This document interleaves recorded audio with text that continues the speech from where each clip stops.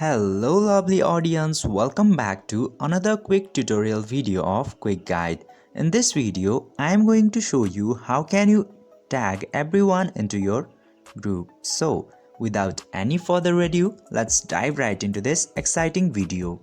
Firstly, you have to open your Facebook application in order to tag people into your group. And then click to these three dots into the top right corner.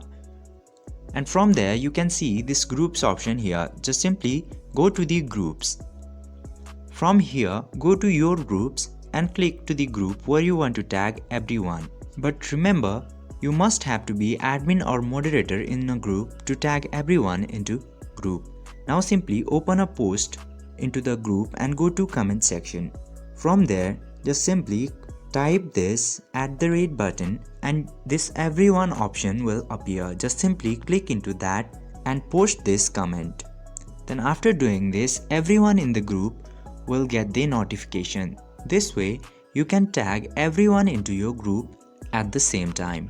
I hope this video was helpful. If yes, don't forget to like, share and subscribe to the channel to never miss another update. Thank you for watching.